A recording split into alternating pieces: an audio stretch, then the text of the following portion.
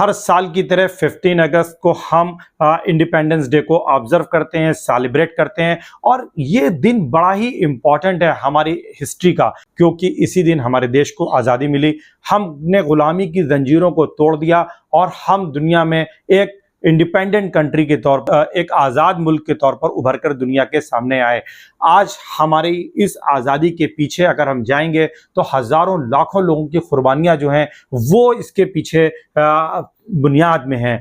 क्यों? क्योंकि उन्होंने अपनी पूरी ज़िंदगी को, अपने जान को, अपने माल को इस मुल्क को अंग्रेज़ों की ग़ुलामी से आज़ाद कराने के लिए कुर्बान कर दिया। उन्होंने अपनी जानों का नजराना इस देश को आज़ाद करने के लिए पेश किया और उनकी शहादतें कबूल हुई और ये देश 15 अगस्त 1947 को 1947 को आज़ाद हो गया। उसके बाद ये देश लगातार हर साल 15 अगस्त को अपना इंडिपेंडेंस डे मनाता है और हर साल हमारे पास कुछ इस तरीके की कारगुजारियाँ होती हैं कि हम ये बताने में फ़ख्र महसूस करते हैं कि हमारा देश पिछले साल के कंपैरिजन में इतना आगे तरक्की करके आ गया है। जब हम आज़ाद हुए थे तो हमने 400 करोड़ रुपए का बजट पेश किया था। आज हमने अभी 2024 के बजट की बात की जाए, 77 इंडिपेंडेंस डे से पहले जो हमारा बजट आया है वो 48 लाख करोड़ रुपए का बजट है। तो हमने एक इतिहास लिखा है अपनी कामयाबी का, अपने मुल्क को आगे ले जाने का। और आज ज़रूरत है इस देश की कामयाबी को मजबूती के साथ ना आगे बढ़ाने का, बल्कि इस देश को उन तमाम चीज़ों से भी आज़ाद कराने का जो आज भी हमें घेरे हुए हैं। चाहे वो फिर इलिटरेसी हो, चाहे वो गरीबी हो, पॉवर्टी हो, चाहे समाज में अमीरी और गरीबी के बीच की बढ़ती हुई खाई हो, और चाहे फिर वो कम्युनल सोच हो, कम्युनलिज्म की बढ़ती हुई जो है टेंडेंसी हो। इस सब को हमें ख़त्म करना है।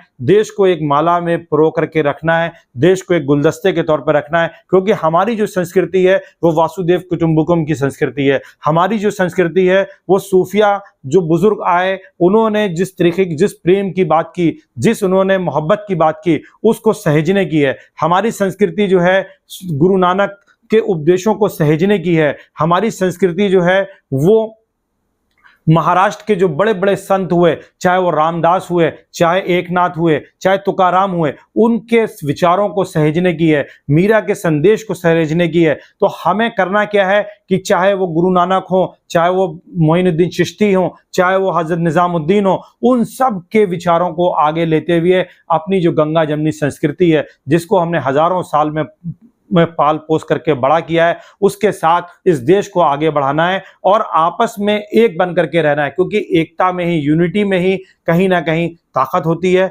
यूनिटी ही देश को आगे बढ़ाती है और इन चीज़ों से अपने देश को आज़ाद करा करके हम एक हकीकी, एक रियल इंडिपेंडेंस भी पा सकते हैं, देश को आगे ले जा सकते हैं। क्योंकि अगर हम अपने आप को जातियों में बांटे रहेंगे, मजहब में बांटे रहेंगे, क्लासेस में बांटे रहेंगे, तो डेफिनेटली जो हमारे रियल इश्यूज हैं उनका कोई भी सोल्यूशन नहीं निकलेगा। अगर हमें गरीबी को मिटाना है तो इन चीज़ों से ऊपर उठना पड़ेगा। अगर हमें जाहिलियत को मिटाना है तो हमें इन चीज़ों से ऊपर उठना पड़ेगा। अगर हमें सांप्रदायिकता को मिटाना है तो इन चीज़ों से ऊपर उठना पड़ेगा और हमें एक भारत के नागरिक के रूप में एक माला में गुंथ जाना है। तो इसके लिए हम सबको भाई बहन बन करके इस देश में रहना पड़ेगा, क्योंकि हर भारतीय एक दूसरे का भाई है। और ये हमारी प्रियम्बल में भी है, ये हमारे कॉन्स्टिट्यूशन की प्रस्तावना में भी है कि हमें ब्रदरहुड को बढ़ावा देना है। और ये ब्रदरहुड क्या है? ये ब्रदरहुड यही है कि हम एक दूसरे के राइट का रिस्पेक्ट करें, एक दूसरे के राइट को पहचानें, एक दूसरे के राइट का वायलेशन ना करें और एक दूसरे की रिस्पेक्ट करें।